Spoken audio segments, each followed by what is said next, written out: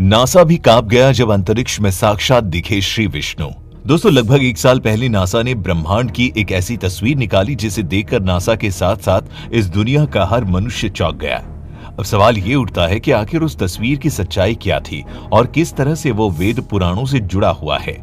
सबसे पहले आपको भगवान श्री कृष्ण और भगवान विष्णु के बारे में तो वो बातें जान लेनी चाहिए जो कि आपको जानना बहुत जरूरी है, जिसे आप में से बहुत कम लोग ही जानते होंगे।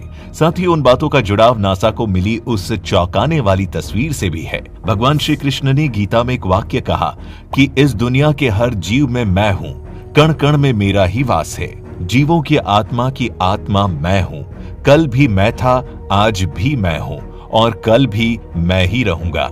इस दुनिया के आरंभ में मैं हूँ, इस दुनिया के मध्य में भी मैं हूँ और अंत में भी मैं ही रहूंगा। वहीं दूसरी तरफ अगर हम वेदों और ग्रंथों की तरफ नजर डालें तो पता चलता है कि भगवान विष्णु को 3 श्रेणियों में बांटा गया है। पहले हैं महाविष्णु। महाविष्णु मतलब वो परब्रह्म जिन्होंने संसार का बीज बोया और इस दुनिया में जो कुछ भी मौजूद है वो सब सिर्फ इन्हीं की वजह से है। आपकी आत्मा व यहाँ तक कि आपकी बुद्धि भी सब कुछ महाविष्णु की ही देन मानी जाती है। दूसरे हैं शिरोदक्षाई विष्णु। जब हम बात करते हैं कि हर जगह भगवान है, हवा में, मनुष्य में, धरती में, कण कण में, अर्थात छोटी से छोटी चीज में भी भगवान है, तो वहां बात की जाती है शिरोदक्षाई विष्णु की।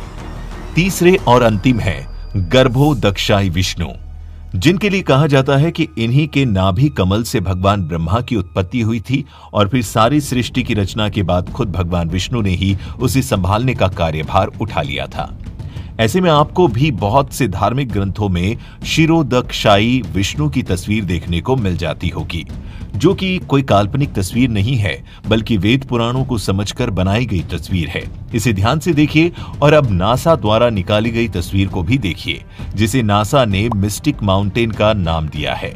अगर आप इस फोटो को ध्यान से देखें और इसकी तुलना शिरोदक्षाई विष्णु की तस्वीर से करें जो कि काल्पनिक नहीं है, तो आप पाएंगे कि नासा की तस्वीर बहुत हद तक भगवान विष्णु के इस रूप से मिलती जुलती है।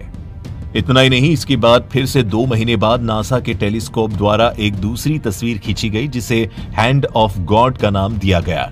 इसे भी ध्यान से देखने पर आपको लगेगा कि किसी भगवान का हाथ आपके सामने है।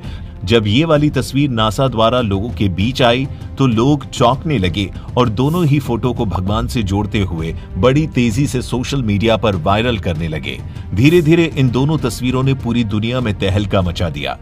कुछ लोगों ने हाथ वाली तस्वीर के लिए यह भी कहा कि यह तस्वीर ब्रह्मांड के अंतिम चोटी से निकलती हुई दिखाई दे रही है और उंगलियों के ऊपर सुदर्शन चक्र है।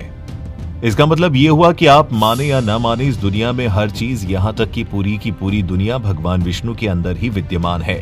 इसीलिए समय समय पर प्रकृति ऐसे ऐसे चमत्कार दिखाती है जिसे देखकर विज्ञान के भी होश उड़ जाते हैं। लेकिन अफसोस ये है कि विज्ञान इन सभी बातों पर बहुत कम विश्वास करता है या करता ही नहीं है।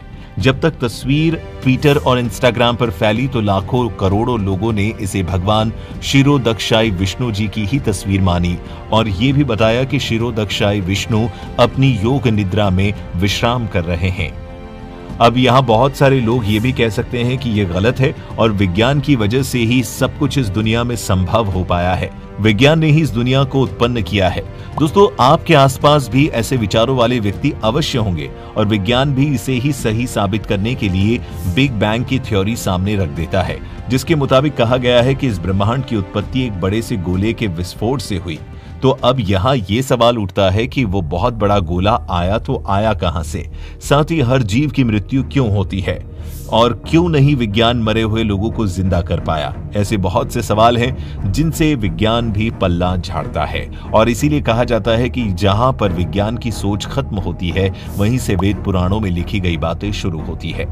फिर ऐसी बहुत सी चीजें हैं जिन्हें विज्ञान अब समझ पाया है, लेकिन वेद पुराणों में वे सभी कब की समाप्त हो चुकी हैं। पौराणिक काल की बात करें तो उस समय दुनिया इतनी उन्नत थी कि अपनी ही शक्तियों की मदद से ईश्वर को देखा भी जा सकता था और समझा भी जा सकता था, जिसे विज्ञान के लिए सोचना भी संभव नहीं और यहाँ तक कि पहुंचने की तो बात ही दूर है।